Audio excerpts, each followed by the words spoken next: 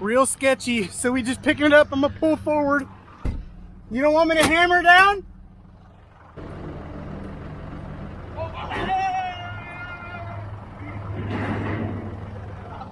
Did it move any? Did it move the beam any?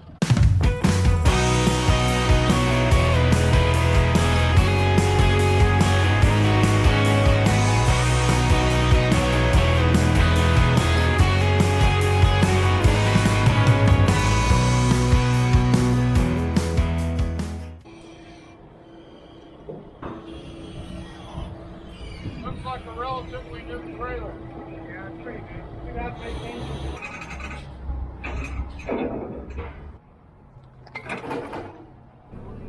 Hey guys, welcome back to the channel. Dane here with Gulfshay Farms.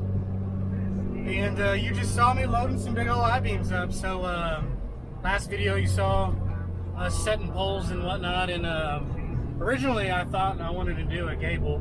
Well, let's take that back. Originally we had contractors quote us a lean-to style barn. And then I decided to do it myself, and I was like, well, a gable would look nice. And so I started planning out a gable. So I bought all this I-beam and stuff for the gable, and then we're sitting down thinking about it and looking at it, and a lean-to is much easier. So you just saw us loading up the new, I had to get 50-foot beams because of the way we set our poles. Not a big deal. I already have a use for every piece of I-beam I bought that we're going to do on the new place anyway. So that's good. I already bought all that, and steel's going up. So I don't know. I guess look at the silver lining, or I don't know, whatever you call it. Anyway, now we're going back to the lean-to style, and it's just going to be a lot simpler. And so yeah, that's what these 50-foot I-beams are for. We're going to cut them a little over 40 foot, like 40'6" and some change. And so it'll be fun. I mean, I'm excited. I bought all the clips for the purlin and whatnot, and it should be good to go. So yeah, I'm heading to Matthews to drop it off, and I think we're gonna build some trusses tomorrow afternoon, or just cut and weld clips is all we really have to do. And then we'll be able to set them probably this weekend coming up. So I kind of got a hefty little deadline to get this barn done, so I'm trying to knock it out with any available time that I do have.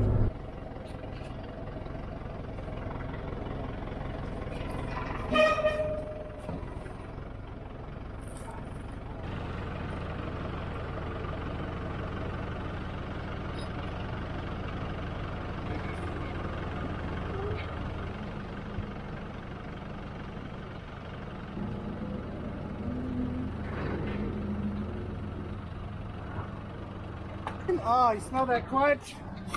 Woo!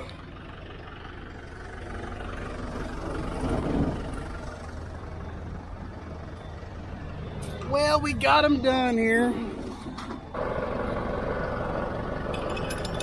So we're actually going to be doing most of our welding on the trailer today. We're going to separate these beams out. I have two 12-inch I-beams. They're 19 pound per foot I-beams, and then, I'm sorry, 3 12-inch, right? There's 3 12-inch, right? Yeah. And then we have 2 10-inch I-beams, and they're 15 pound per foot, so that should be plenty. So we're actually going to get the forks and separate these out and line them up so we can lob off the tails, because they only need to be 40'6" and some change, and these are 50-foot beams. And then we're going to start welding tabs, right? Really, we just have to cut the ends and then weld the tabs, right?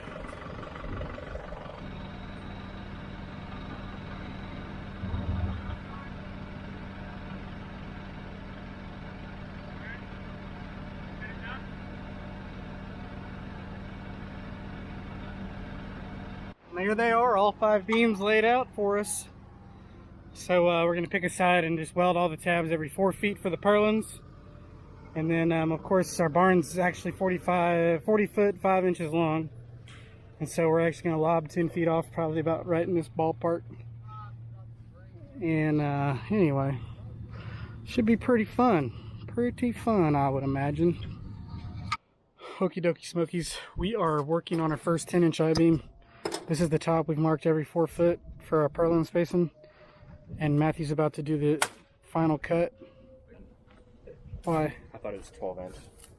It's 5/8 then. It's 3/4. Or 3/4, I mean. Yeah. Ooh. We would have been, I mean, whatever. It would have been an 1/8 off, right? It wouldn't be fucking noticeable. So anyway, Matthew's gonna remark. We thought it was we're working on a 12-inch beam, but no big deal. Anyway, we got them purlins marked every 4 feet. That's where we're gonna weld our tabs. That'll go like this, and then our purlins will go up against it. Well, the tabs will be different then, because we're coming. We just go the other way. So that's fine. Yeah, erase this and say that's the back. Back.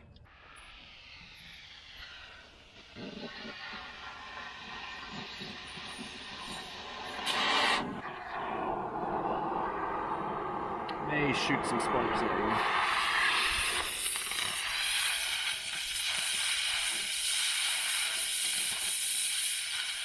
Fire!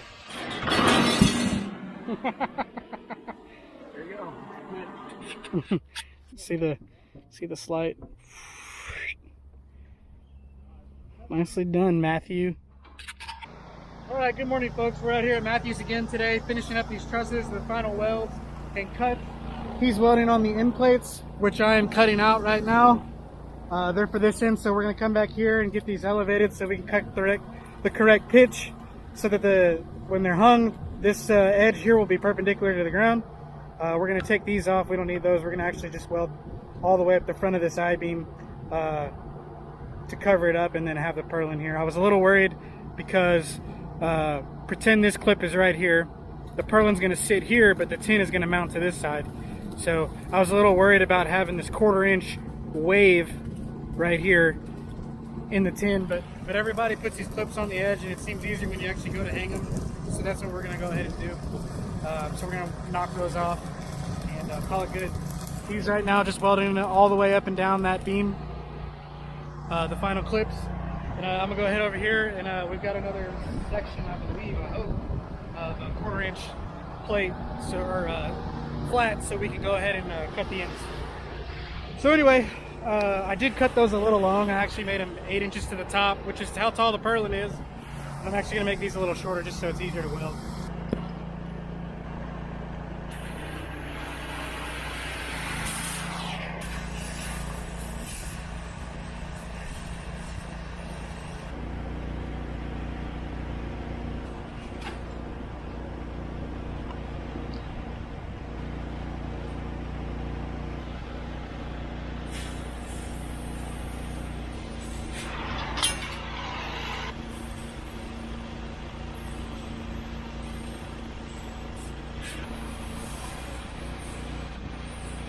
There they are. And you can tell who welded these.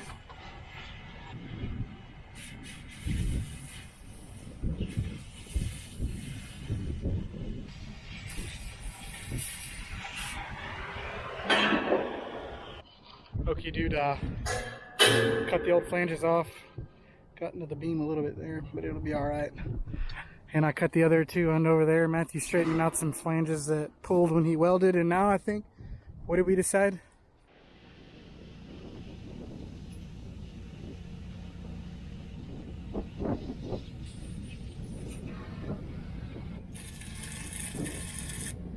All right, trusses are buttoned up. Matthew screwed up one of them. Just kidding. No big deal. We'll fix it. It's a little short, but we'll make do. But yeah, here they are. 3 12-inch beams and then 2 10-inch beams on the other side, and they'll be good to go. Got all the clips welded there, ready to be hung in the air, right? Yep. Yeah, they are. Anyway, we'll see you when we come to haul these and hang them in the air. Come on. Well, good morning, everybody. We're back out here at the place. So we're out here with the trusses. Matthew was able to score us a nice jib boom so we can hang these bad boys. We got the forks. we're ready to rock and roll. So it's a little chilly this morning and it rained a little bit.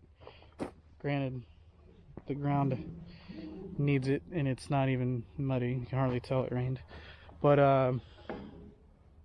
anywho, we're gonna go ahead and start getting these trusses unloaded, and we're gonna start hanging them. First things first, we are going to come to each of these poles. We'll get a transit out and we'll go around and mark the same height on each pole using the transit, and that way that'll be our reference line. So what we'll do is go over here, since this is probably going to be our shortest pole. It's either this one or that one, I'm not sure yet, but what we'll do is take the measurement to the top of that pole, and that'll be our guide. And so we'll take that measurement, cut the bevel, and then we'll transpose that measurement over here, mark it, cut the bevel, and so we'll be level all the way across. And then we know that we want a 1/12 pitch, so we'll go mark the back poles for that certain measurement on a 1/12 pitch from the mark that we put on the pole. It'll make sense when we show you. Matthew just showed up, so he's going to unfold his transit. We're going to start getting these marks on these poles. So that transit, what it does is shoots a crosshair perfectly level all the way around 360 degrees. And what we'll do is get a person on each pole, and somebody will look through the transit, and then we'll tell them to move up or down until our pencil is right where that crosshair is going to hit. And then once the pencil lines up with the crosshairs, we mark the pole, mark it all the way around, and then that gives us a level point on each pole. So then we can measure off of that for our front of the roof and the back of our roof. Alrighty. So Matthew's over there with the transit set up. We already marked one pole, and we're going to mark this one. He's going to tell me. Down, down, down, down. Whoop. Right there. There it is. Pretty good? Yeah. Down, up, down, down, down, down, down, down, down, down, down, down. So Matthew is still on the transit. He's just checking the marks we made. We hit all 12 poles. Oh yeah, they're perfectly level. So what we'll do now is, now that we have them marked, we'll take a band that'll go all the way around the pipe, and we'll trace a line all the way around. So, and then that'll be our reference mark for the rest of the, at least hanging the trusses, and maybe the rest of the build. So what we'll do is, now we got to figure out which pole is our shortest. It's either this one, and I'm a little worried about this one, Matthew, but it might be because that one was just punched shallower. It just looks funny. But we'll take a measurement from this pole and go to that pole next and see. We got some guests here. Say hi. Anyways, Matthew's already cut off 3 poles. He's working on that one. I'm going around and marking them ahead of time. I already got that one marked. And he's going around and chopping the tops off based off of this little jig slash, what do you call these? Template. So we have a 10-inch I-beam on the edges because it's supported in the middle by this middle pole. And so we always have to remember that we have to cut these top 2 poles, or the outside poles, 2 inches taller than the inside poles from our mark. We almost screwed up royally there, but we fingered it out.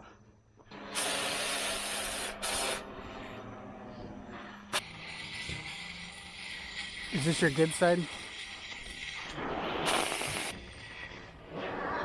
I just wanted to get your ass in the shot. You got them Wranglers on.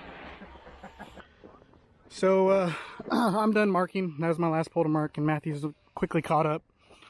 But you can tell here is our pitch. Boom.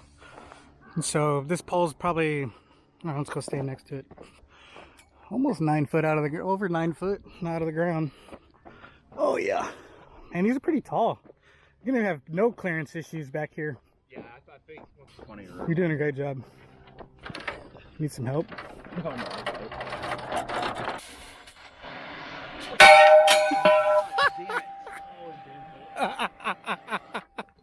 Oh well, oh well.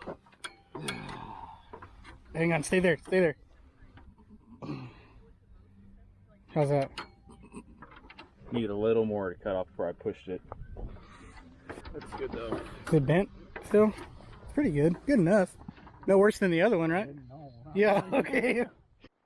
All right, well, it is hanging truss time. Matthew's all repaired. I think he's gonna sit over there in that corner. We got the little jib boom on to help us get situated. It's just an I-beam welded to the I-beam and some holes cut for the forks. We're gonna get some ratchet strap and just secure it to that, probably that eye hook, so it won't slide off or anything like that. And we should be good to go. Looking pretty damn good. Flow that mullet in the wind.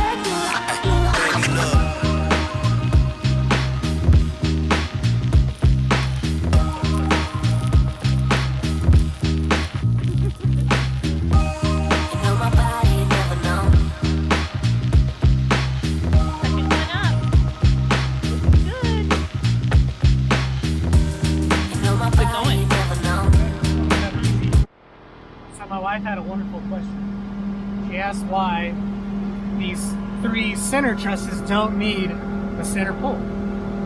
Well, the answer is that's a 10-inch I-beam, 10 inch by 15 pound per foot I-beam, and these are 12-inch by 19 pound I-beams. So the span, these I-beams can handle a 40-foot span without any assistance in the middle, whereas the 10-inch can technically do it. They'll just sag a little more, so that's why we have the support for the center pole. And you have to have something to attach walls to. So. Good question, babe. Next. Yeah.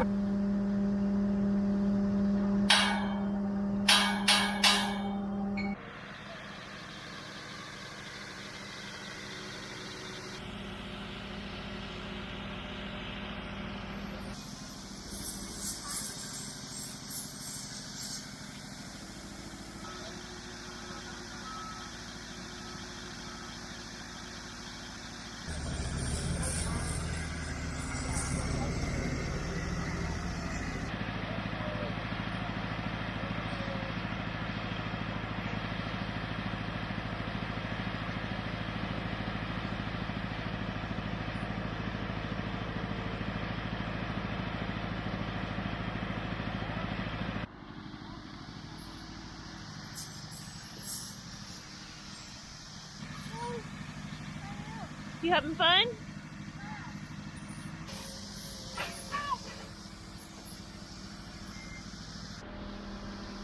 How you doing, boo? All done. Breakfast is home. I think it look good. It looks good. Big barn, right? Huh? Pretty big barn, right? Yeah. What's next? We're gonna start putting purlins up and square up the building. So we'll put some purlins and measure everything out and use some ratchet straps to pull everything, kind of get it to where it needs to be, and then start welding some purlins. We'll see how far we get. How exciting. Alrighty, folks. Hopefully you saw what you wanted to. Give Matt a big old thank you. All the trusses are hung. They're all welded. Holes are filled. All squared up. Everything. I mean, it worked out beautifully. Skid steer worked out well. I mean, that's the finished product. I can try to zoom in on that. Alright, guys. Trusses are up. And we went ahead and tied them in so they won't go anywhere. And we kind of squared off the building. Everything worked out pretty well. So, see, we tied the front purlin, back purlin, and middle purlin the beams had a little bit of sway in them, so we straightened all that out, and so it's all good and dandy now. Anyway, so that's it for the truss making video. We'll see you on the next video. Thank Mr. Daddy and Matthew. He's hauling off in his welding car. But that's all we have for this video. Gulf Shade Farms loves you. We'll see you on the next one. Thanks for watching.